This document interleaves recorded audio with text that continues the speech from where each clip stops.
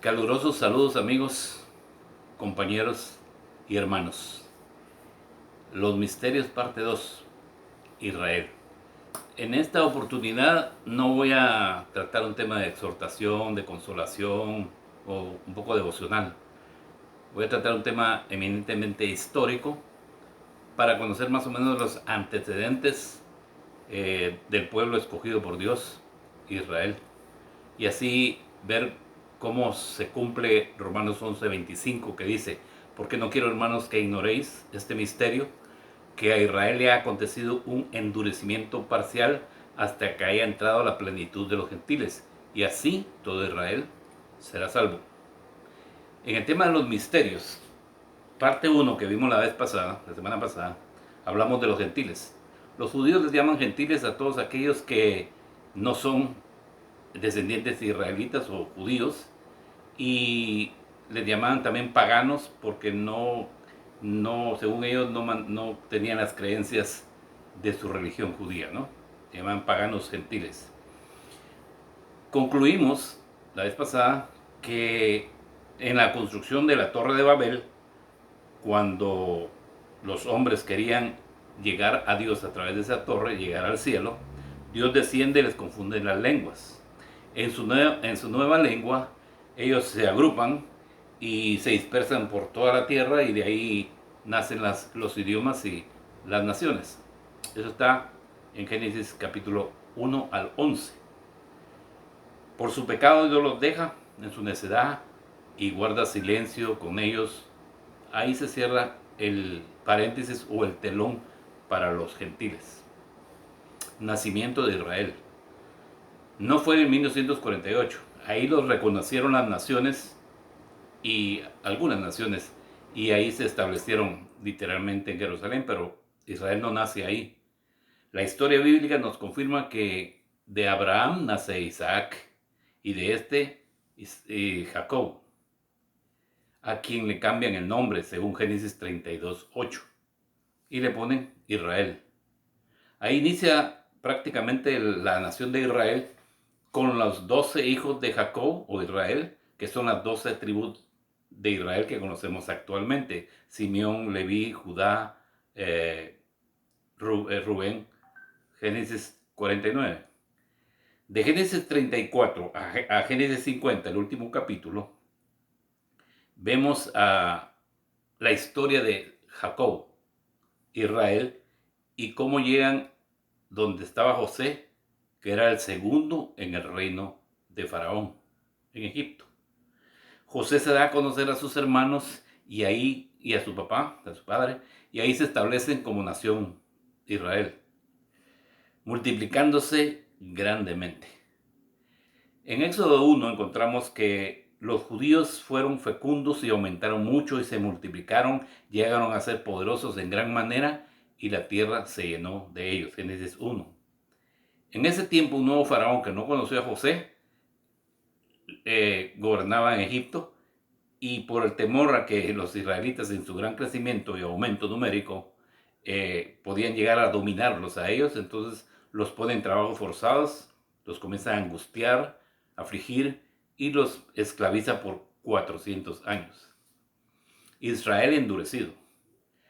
Dios, en respuesta a la aflicción y clamor de su pueblo, decide enviar a Moisés y a Aarón, su hermano, para liberar a Israel de la esclavitud en manos de Faraón. Éxodo 1.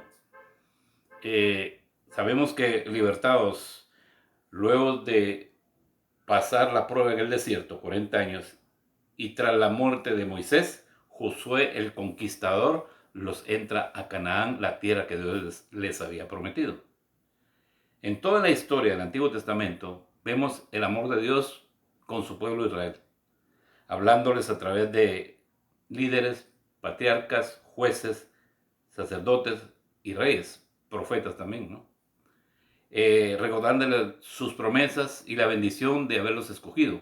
Y Dios les llama nación santa, pueblo especial, tesoro, un pueblo escogido para hacer luz y designado para dar testimonio al resto de naciones del único y verdadero Dios, Jehová.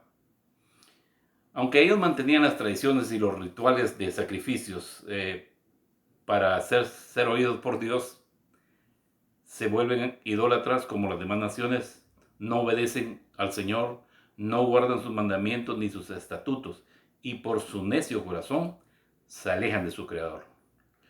Dios les habla por última vez en Malaquías, el profeta Malaquías, y ante su negativa de arrepentirse, Dios calla, guarda silencio y los deja por otros 400 años en suspenso. Rechazan al Mesías.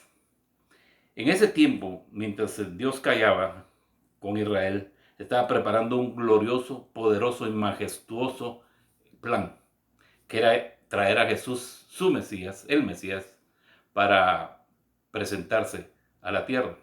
Los 3 años y medio que Jesús estuvo en la tierra, en su ministerio, según leemos en los 4 evangelios, se volcó a Israel para reconciliarlos con Dios. Sabemos la historia, lamentablemente Israel no quiso, lo rechazó, no lo aceptó y hasta lo llegaron a matar. Juan 1:11 dice que a los suyos vino y los suyos no le recibieron. Acá se cierra el telón para Israel. Dios se aparta de ellos desde la venida de Jesús. Por rechazar a Jesús, el Mesías, han sufrido lo indecible. Esparcidos por todo el mundo, perdieron su habitación Jerusalén, han sido perseguidos, masacrados, como sucedió en la Segunda Guerra Mundial, el Holocausto judío, y todo lo que les ha tocado vivir hasta el día de hoy. 2000 años de historia. Aunque Dios los sigue guardando y protegiendo de sus enemigos, está en silencio con ellos y los ha dejado en su necedad. El anticristo. Actualmente siguen en ceguera y tienen un velo en su corazón. Eso lo dice 2 Corintios 3:14. Israel sigue esperando un libertador, su Mesías de parte de Dios. Al final de la tribulación sucederá lo que dice 2 Tesalonicenses 2:4. Este se opone y se exalta contra todo lo que se llama Dios o es objeto de culto, de manera que se sienta en el templo de Dios presentándose como si fuera Dios. Israel en su ceguera y en su necio corazón reconocerán y aceptarán a un hombre de la tierra, el anticristo. El anticristo los engañará haciéndose pasar por el Mesías, por el que ellos esperan, trayendo paz y seguridad con Israel y todas las naciones por 3 años y medio. Al final se sucederá esto que acabo de leer. El anticristo se presenta como Dios, usurpando el templo de Israel y sentándose en el trono, y allí Israel lo rechaza. Y en esa confrontación, el anticristo levanta a las naciones enemigas en guerra contra Israel para eliminarlos totalmente. Restauración de Israel. En la guerra de Armagedón, cuando Israel esté a punto de ser eliminado por las naciones enemigas, aparecerá un personaje llamado Fiel y Verdadero, bajando del cielo en un caballo blanco, su nombre el Verbo de Dios. Y los ejércitos celestiales lo siguen, y de su boca sale una espada aguda para herir con ella a las naciones. Esta es la segunda venida de Jesucristo, Apocalipsis 19, 11 al 16. Allí, cuando ven a Jesús, lo identifican como el Mesías, su hermano, a quien ellos crucificaron, y exclamarán: bendito el que viene en el nombre del Señor.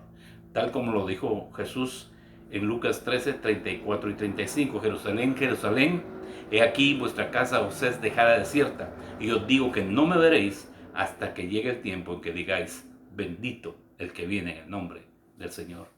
Y así todo Israel será salvo, como está escrito: vendrá de Sión el libertador, quien apartará de Jacob la impiedad, y este será mi pacto con ellos, cuando yo quite sus pecados. Romanos 11, 26 y 27.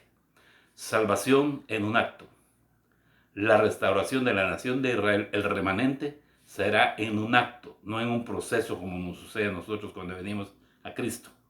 Cuando se les caiga el velo y reconocen a Jesús el Salvador, su Salvador, termina su endurecimiento parcial, les son perdonados los pecados y son reconciliados con Dios. 2 Corintios 3. La nación de Israel, el pueblo escogido y especial de Dios, vuelve a una plena comunión con su Hacedor y Señor. Ahí termina la historia de Israel. El próximo programa, la iglesia. Espero verles. Dios les llene de plena salud y vigor. Gracias, Gracias por su atención.